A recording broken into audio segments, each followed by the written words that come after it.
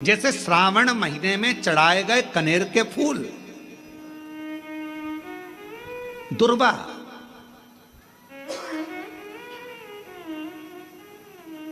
और हम सबसे कहेंगे, अब मान लो यदि कोई विशेष कोर्ट का केस चल रहा हो, कोई कोर्ट में कोई बातें चल रही हो, अदालत आदि में कोई कार्रवाई चल रही हो, कोई फाइल प्रशासनिक अधिकारियों के पास फंस गई हो और कुछ ना कुछ उसमें अपने को लगता है कि तकलीफ का प्रसंग है, तो हम कहेंगे शिव की आराधना करो, सत्यता पर जियो,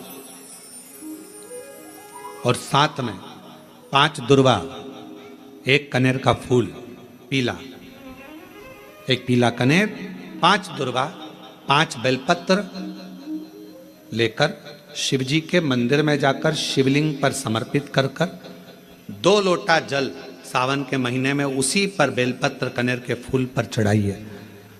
देवाधिदेव महादेव की कृपा होगी। ज़्यादा से ज़्यादा 6 महीना 7 महीना, इससे ज़्यादा निर्णय आप ही के पक्ष में आएगा और शिव की कृपा से।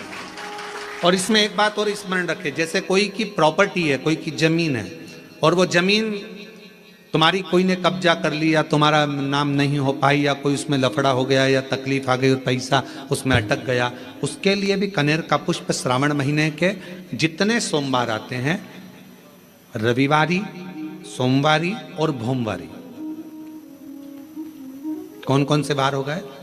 रविवार, सोमवार और मंगलवार, 3 बार। प्रथम दिवस में कनेर का 1 पुष्प लेना है, द्वितीय दिवस में कनेर के 5 पुष्प लेना है, और तृतीय दिवस में कनेर के 3 पुष्प लेना है।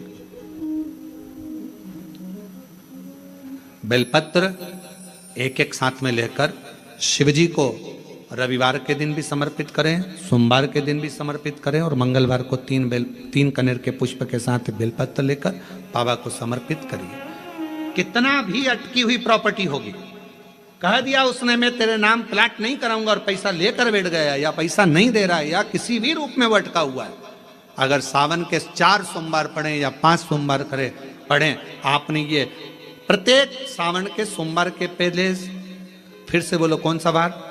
रविवार, सोमवार और मंगलवार, ये 3 बार का क्रम अगर प्रत्येक सोमवार के पहले और बाद में कर लिया, तो आपको उसे प्रॉपर्टी उस व्यक्ति को तुम्हें देना ही पड़ेगी, छोड़ना ही पड़ेगी। उसको खुद अपने आप में बेचैनी होने लगेगी, जितने बुलाएगा, आपको जाना नहीं पड़ेगा, खुद बस फोन लगाया आपने, भैया हमारा करा दो, हमारा करा दो, 2 बार 3 बार अगर बोला, चौथी बार वो खुद बुलाएगा, बेचैनी बढ़ेगी। मेरा बाबा उसको खुद खल बुला देता। शिव शिव है, उसको कहते सत्यम शिवम सुंदर, शंकर शंकर। आप लोग कथा में श्रवण करे हैं पूर्व में, हनुमान गतिमान रतिमान मतिमान व्रतिमान, ऐसे हनुमान जी के कई भाई हुए, कई भाई हनुमान जी के हुए। और हमने पहले भी कहा है, जिसकी फैक्ट्री ना चलती हो, बहुत दुकान ना चलती हो, तो हनुमान जी के पांव का थोड़ा सा सिंदूर लेकर, यदि उस सिंदूर को किसी भी फैक्ट्री या दुकान में हनुमान जी के छोटे भाई गतिमान के नाम से अगर 1 बिंदी भी सिंदूर की रख दी जाती है, तो वो दुकान और फैक्ट्री भी झड़के से चलना प्रारंभ हो जाती है। गतिमान हनुमान जी के छोटे भाई, एक हनुमान जी के छोटे भाई हैं मतिमान। जब व्यक्ति डिप्रेशन में जाता है, एकाग्र चित्त नहीं रह पाता है, पढ़ने बैठता है पर एकदम मन नहीं लग पाता है, तो मतिमान का स्मरण किया जाता है, हनुमान जी के 3रे नंबर के भाई का, मतिमान। और कहते हैं 1 दुर्वा यदि मतिमान के नाम से शंकर भगवान की शिवलिंग पर चढ़ा दी जाए, और उसी दुर्वा को वापिस लेकर आया जाए, अंधेरा होने से पहले, सूर्य अस्त होने के पहले, शाम के प्रदोष के पहले, यदि उस दुर्वा को उस व्यक्ति को चबा चबा कर खिला दो, जो डिप्रेस हो रहा है, डिप्रेशन में है, चिंता में है, टेंशन में है, और उसका विवेक काम नहीं कर रहा, बुद्धि स्थिर नहीं हो पा रही है, या पढ़ने में मन नहीं लग पा रहा है, तो उसको आप एक दुर्वा मतिमान, हनुमान जी के तीसरे नंबर के भाई मतिमान के नाम से अगर खिला देते हैं तो उसकी बुद्धि केंद्रित होना प्रारंभ हो जाती है और वो डिप्रेस से हटना प्रारंभ हो जाता है, मन स्थिर होने लगता है। मतिमान।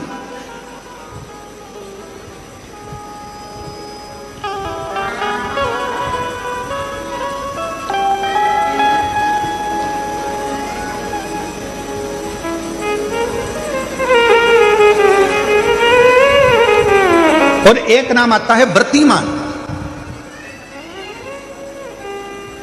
इसका प्रैक्टिकल तुम अभी यहीं से कर लेना, ठीक है? चलते चलते मालूम पड़े तुम्हारी पार्किंग यहां से आधा किलोमीटर दूर है, ठीक है? अरे बोलो तो जम के। आधा किलोमीटर दूर तुम्हारी पार्किंग है और तुम्हारी उम्र लगभग बहुत हो गई। मालूम पड़े तुम थोड़े वृद्ध हो गए हो और तुम्हारा घुटना दुख रहा है, तुम्हारी कमर दुख रही है, चलते चलते बड़ी मुश्किल से तुम कथा स्थल तक पहुंचे हो। अब मन में आ रहा है कि मुझे वापस पार्किंग तक जाना है, कैसे जाऊंगी, पाँव तो दुख रहा है। तो एक काम आज चलते चलते करना कि कहीं सीवर वाला महाराज झूठ तो नहीं बोल रहा है, तो प्रैक्टिकल करके जाना। क्या करोगे? यहां से जाते समय आप जब जा रहे हो और आपके शरीर का कोई अंग जब दुख रहा है तो श्री शिवाय नमस्तुभ्यम कहकर श्री व्रतिमान हनुमान का स्मरण करो। किसका स्मरण करना है? जम के बोलो, व्रतिमान हनुमान। व्रतिमान हनुमान का स्मरण करके कहीं पर भी बैठकर अपने पांव की छोटी वाली जो उंगली है उसको जम के दबाना और दबाने के बाद चल देना।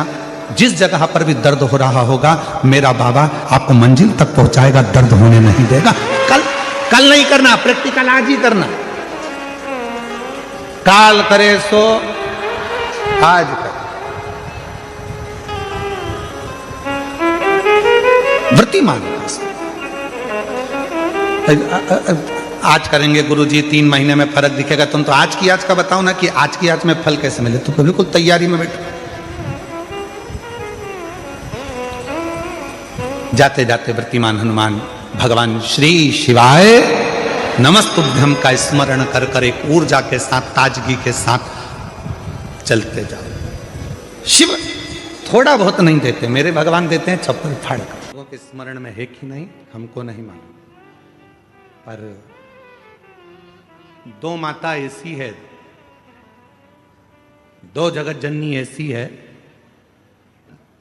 कि दुनिया का कोई भी व्यक्ति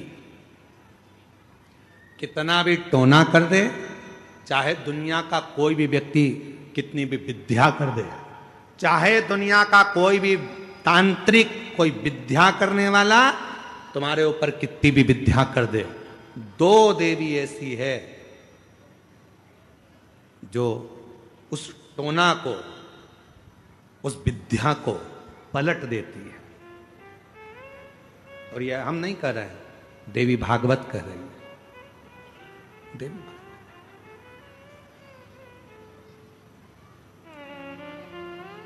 काली पुराण में भी इसका वर्णन आता है, देवी भागवत में भी इसका वर्णन आता है।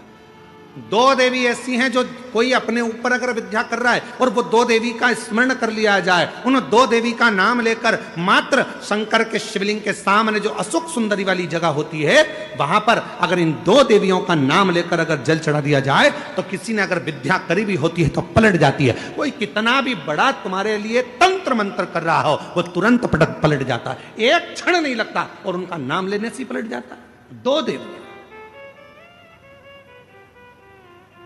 एक प्रत्यग्रा माता, एक है प्रत्यग्री माता और दूसरी है दंतेश्वरी माता, जिसका काली पुराण में विशेष वर्णन लिखा हुआ, जिसका देवी भागवत में वर्णन आता है। और महाराज प्रत्यग्री माता का वर्णन स्वयं यहां तक, प्रत्यग्रा माता का वर्णन यहां तक अथर्व वेद में भी प्रत्यग्री माता का वर्णन और दंतेश्वरी माता का स्मरण यहां तक अथर्व वेद में भी वर्णित किया गया प्रत्यग्री माता का। काली पुराण में तो है, देवी भागवत में भी है। ये जो 2 देवियां हैं, एक प्रत्यग्री माता और दूसरी जम के बोलो दंतेश्वरी माता। ये 2 माता ऐसी हैं, अगर भगवान शंकर का ये शिवलिंग है, ये जलाधारी है, माता पार्वती जी का हस्तकमल, और यहां सामने एक मोटी सी लाइन होती है अशोक सुंदरी का स्थान। इधर गणेश जी, इधर कार्तिकेय जी। जब हम दक्षिण में खड़े होकर, उत्तर में मुख कर कर, यहां खड़े होकर जब हम शिवलिंग पर जल चढ़ाते हैं और अपने जल के पात्र को थोड़ा सा आगे बढ़ाकर हम इस स्थान पर, अशोक सुंदरी के स्थान पर, इस यहां खड़े होकर जल चढ़ाते समय इस स्थान पर अपने पानी के लोटे को आगे बढ़ाते हैं और जल को यहां गिराते हैं। प्रत्येक गिरी माता का नाम लेकर या मां दंतेश्वरी का नाम लेकर जब हम चढ़ाते हैं, आज दिन भर में अगर कोई ने भी हमारे ऊपर विद्या करी होती है, वो 2 मिनट के अंदर वो कटकर गिर जाती है और कोई असर नहीं हो पाता। 2 मां, एक मां दंतेश्वरी, एक प्रत्येकगिरी। कौन है ये प्रत्येकगिरी माता? तो शिव महापुराण में बड़ा सुंदर वर्णन आया कि जब हिरण्यकशिपु ने बहुत तप करा, बहुत तप। मेरा निवेदन है आस्था चैनल वालों से, कथा लाइव चल रही है, उनसे हम निवेदन करेंगे कि आपके पास में दंतेश्वरी माता का फोटो हो तो आस्था चैनल वाले अवश्य दिखाते रहें बीच बीच में जहां कथा चल रही है। और प्रत्येकगिरी माता का अगर फोटो हो तो सिंह का मुंह होगा माँ का, स्त्री का शरीर होगा माँ का, और बड़े बड़े दंत होंगे उनके, प्रत्येकगिरी माता के। अगर वो भी चित्र हो तो अवश्य जहां कथा चल रही है तो लोगों को मालूम पड़े कि प्रत्येकगिरी माता कौन सी है, दंतेश्वरी माता कौन सी है, उनका स्वरूप का दर्शन अवश्य करा। और प्रत्येकगिरी माता का अगर फोटो का आप लोगों को समझ में ना आए तो एक बार हमको व्यासपीठ पर लाकर उस मोबाइल में दर्शन कराएं तो हम भी बता देंगे। प्रत्येकगिरी माता 2 माता ऐसी है। काली पुराण के अंतर्गत, देवी भागवत के अंतर्गत, हमारे वेदों के अंतर्गत 2 माताओं का क्रम बड़ा विचित्र। तो हम अभी जो कथा को प्रारंभ कर रहे हैं तो प्रत्येकगिरी से प्रारंभ कर रहे हैं और इसको लेकर जाएंगे दंतेश्वरी माता तक। संध्या काल में लगाया गया दीप मानदेह नामक असुर का संहार कर देता है। प्रतिदिन एक नियम बनाकर रखना चाहिए कि रोज शाम के समय पर अपने घर में प्रदोष काल के समय पर एक दीप जरूर लगाना चाहिए। और यदि बेलपत्र का वृक्ष है तो उस बेलपत्र के वृक्ष के सामने भी एक दीप अवश्य लगाना चाहिए।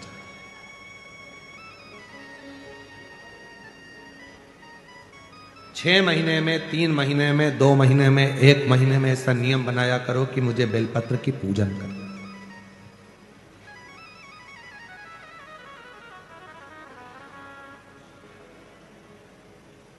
स्वयं माता लक्ष्मी जी ने भगवान नारायण को पाने के लिए बेलपत्र का पूजन किया। जब इंद्र की पूरी सत्ता चली गई थी, सारा की सारा धन इंद्र का चले गया था, असुरों ने उस इंद्र के सिंहासन पर अपना कब्जा जमा लिया था, तब इंद्राणी ने, स्वयं सची माने इंद्राणी ने शिव जी की साधना करी, बेलपत्र के वृक्ष के, बेलपत्र की पूजन करें।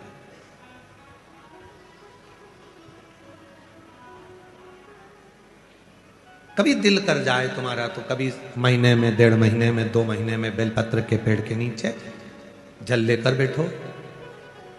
बेलपत्र के वृक्ष के नीचे दूध नहीं चढ़ाना, बेलपत्र के वृक्ष के नीचे दही नहीं चढ़ाना, शहद घी नहीं चढ़ाना। बेलपत्र के वृक्ष के नीचे जब आप बैठते हैं, बेलपत्र पूजन का एक विधान होता है कि जब हम बेलपत्र की पूजन करते हैं तो 2 कलश पानी के भरे हुए, एक अपने सीधे हाथ की ओर, एक उल्टे हाथ की ओर रखा जाता है।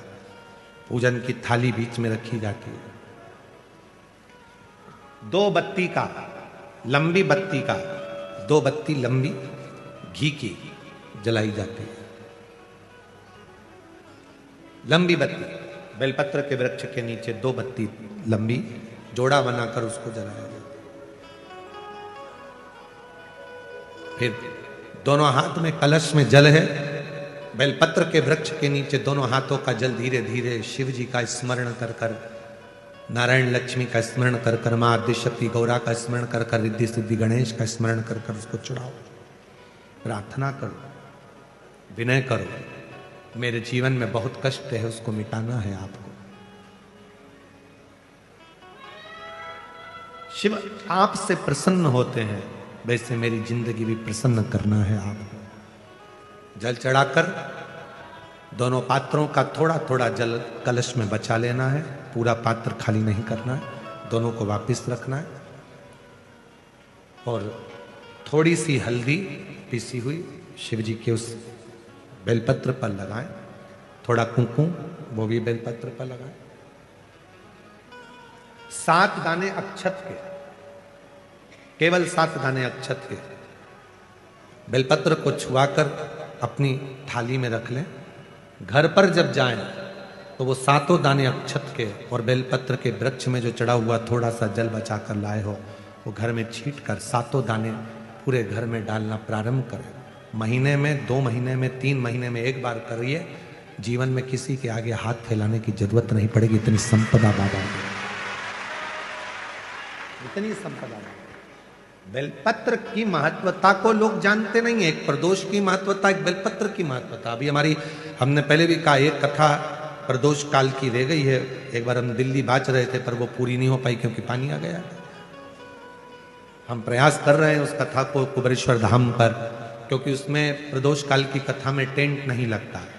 वो प्रदोष काल की जो कथा होगी सीहोर कुबेरेश्वर धाम में, उसमें टेंट नहीं लगेगा, उसको खुले मैदान में बांचना पड़ता। आप और हम सब खुले मैदान में बैठकर प्रदोष काल में उस कथा को सुनेंगे और उसमें प्रदोष की महत्वता को जानेंगे।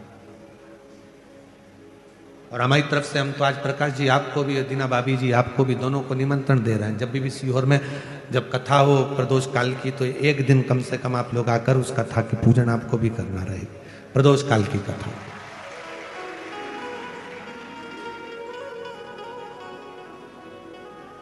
अभी तो नहीं है, पर जब भी तारीख निश्चित होगी, 1-2 साल में, जब बाबा कृपा करेगा तब उसको सकेंगे। पंडाल में भले तुम्हारे लिए हम सोने के लिए पंडाल लगा देंगे, पर कथा सुनने के लिए तो आपको मैदान में ही बैठना पड़ेगा, खुले आसमान।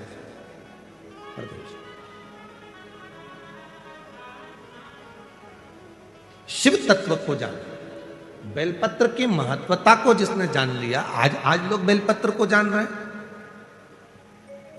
कि बेलपत्र खाने से शुगर, बीपी, थायराइड जैसी बीमारियां भी ठीक हो जाती हैं। उस बेलपत्र की महत्वता को जान।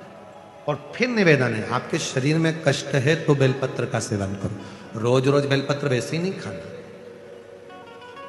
कई बार बेलपत्र खाने से मुंह में छार छारपन आ जाता है, कई बार मुख का स्वाद भी कम हो जाता है बेलपत्र खाने से। तो निवेदन है, रोज रोज ना खाइए, जब जरूरत है। और जरूरी नहीं कि आप 3 पत्ती यहां से जो बेलपत्र दी जाती है 7 दिन तक जो रोज एक बेलपत्र दी जाती है, वो तो खाने के लिए दी जाती है। पर समापन के दिन की बेलपत्र तो खाने की नहीं रहती, उसको तो ले जाकर लोग लाल कपड़े में बांध अपने घर में रख देते हैं तिजोरी में। आखिरी दिन की बेलपत्र तो वैसे भी तिजोरी का भंडार के लिए होती है। तो जो बेलपत्र होती है, जरूरी नहीं कि तुम पूरी बेलपत्र खाओगे तो दवाई असर करेगी। बेलपत्र का अग्रण्य भाग का थोड़ा सा पत्र भी यदि हम पा लेते हैं, उसको ग्रहण करते हैं, तो वो भी उतना असर करता है। और रोज खाने की जरूरत नहीं है। रोज अगर शिव मंदिर जा रहे हो, शिवालय जा रहे हो, शंकर जी के मंदिर जा रहे हो, देवालय जा रहे हो, तो बेलपत्र लाओ, वहां से मना नहीं है। उसको इकट्ठा करो, एकाग्रित कर कर सुखा लो। सुखाकर रोज शिव जी की चढ़ी हुई बेलपत्र को सुखाकर फिर उसका चूरा बना लो। जब तुम्हें लगे कि शुगर गड़बड़ हो रही है, बीपी गड़बड़ हो रहा है, थायराइड गड़बड़ हो रहा है, तो एक चुटकी उसमें से लेके निगल लो, पानी पी लो। बाबा की कृपा से आधा घंटा, 1 घंटे में वो sugar, BP, thyroid sub level में आना प्रारंभ हो। उस बेलपत्र की महत्वता को जिसने जाना, कभी कुबेरेश्वर धाम जाओ तो कुबेरेश्वर बाबा के धाम पर जो 200-300 साल पुराना, जो 300 साल के ऊपर पुराना बट वृक्ष है, जहां बाबा बैठे हैं, बटकेश्वर महादेव, उसका दर्शन करो। उस पेड़ की छांव में बैठकर बाबा का मंत्र जाप करो। अभी अभी हमने थोड़ा सा उसको बंद कर दिया था, क्योंकि वहां बाबा के जोड़ा घूम रहा था तो वो शरीर पर चढ़ जाता था, इसलिए अब स्थान पर वहां जाना थोड़ा बंद कर दिया था, पर पुनः वापिस उसको खोल दिया।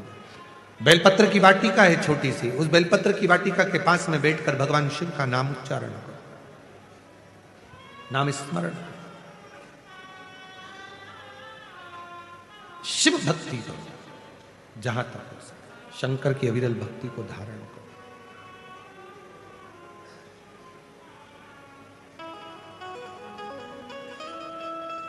शिव की साधना आराधना जीवन को सुख देती है। बेलपत्र का वृक्ष का पूजन अर्चना हमें आनंद प्रदान करता है। बंसल जी, आज के समय में ये जितने भी श्रोता बैठे हैं और जितने बाहर बैठे हैं और जितने ऑनलाइन सुन रहे हैं अपने अपने घरों में बैठकर, मोबाइल पर, व्हाट्सएप पर, इंस्टाग्राम पर, फेसबुक पर, जितने भी सोशल मीडिया पे सुन रहे हैं, मैं एक एक श्रोताओं से, जितने टीवी पर सुन रहे हैं और जितने यहाँ सुन रहे हैं, मैं सबको खड़े होकर पूछ सकता हूँ कि आपने कहाँ तक पढ़ाई करी है।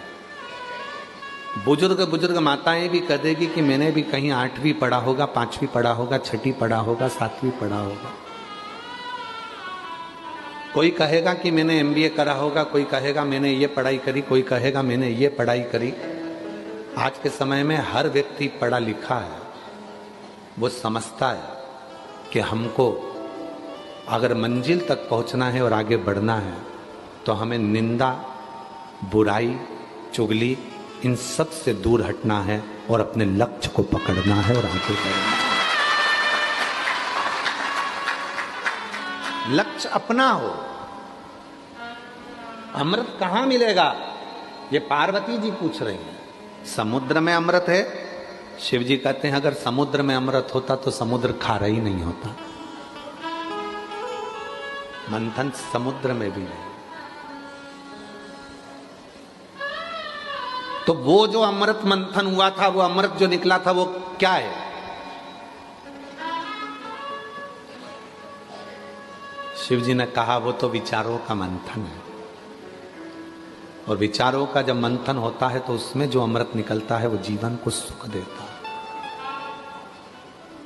आज हम एक बात इस व्यासपीठ से, काशी की भूमि से कहना चाहेंगे। प्रत्येक पति और पत्नी को अपने कमरे में आने के बाद मोबाइल को टेबल पे साइलेंट कर कर पटक देना चाहिए। पति कमरे में आया, पत्नी कमरे में आई, दोनों के मोबाइल साइलेंट कर कर एक कोने में पटक दो और अपने अपने विचारों का मंथन करो।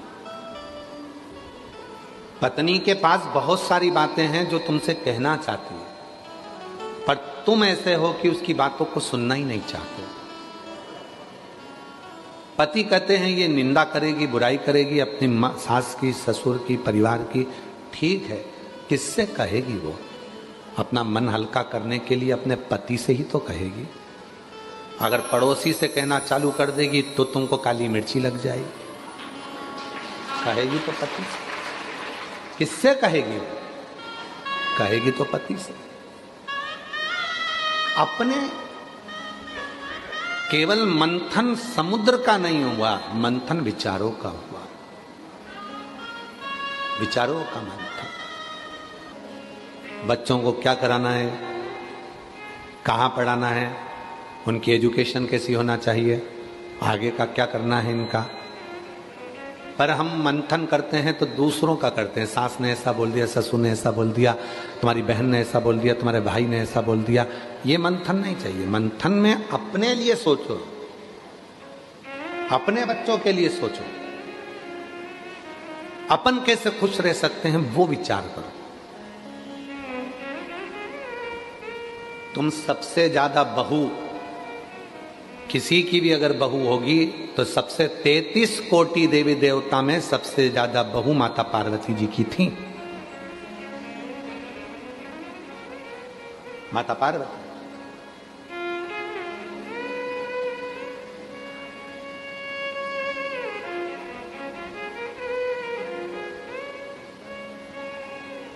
कई माताएं कह देती हैं कि हम हमारी बहू को निभा रहे हैं, बहुएं कहती हैं हम हमारी सास को निभा रहे हैं। मेरी जीजियों, कोई किसी को नहीं निभा रहा, समय चक्र निभा कर चल रहा है और तुम उस परिधि के अंदर चल रहे हो। निभाना किसको कहते हैं? कभी विचार करना माता पार्वती जी की बहुओं को देखकर।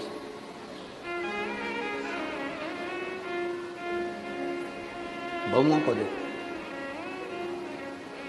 एक मां छठी रिद्धि सिद्धि बहुओं का क्रम देखिएगा। 6 लड़कियां, जया, विषहरा, शामलीवारी, दौतली, देव, अशोक सुंदरी।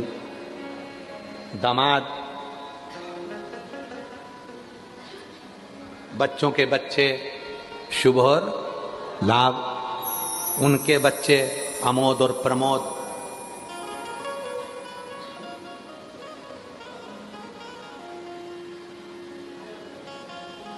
फिर उनके बच्चे आनंद और कीर्ति।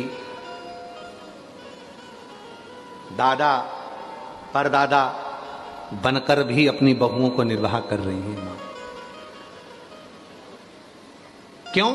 क्योंकि मंथन पति और पत्नी में है, विचारों का, तो वहां विवाद नहीं होता। आपके यहां विवाद किस बात का होता है? विवाद का कारण क्या है आपके यहां? विवाद का कारण यह है कि मंथन आप दूसरों का कर रहे हैं।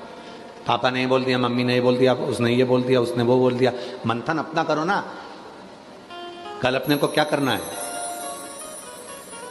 आगे कैसे बढ़ना है, बच्चों को एजुकेशन कराना है तो उसकी लाइन पकड़ाना है, उसको वो पढ़ना चाहता है, उसको पढ़ाना है। मंथन करो कि कल कमाई कैसे करेंगे, बच्चों को कैसे पढ़ाएंगे। मंथन वो नहीं है कि अपनी हिम्मत को हार देना, विष निकाल लेना, इसको मंथन नहीं कहा गया।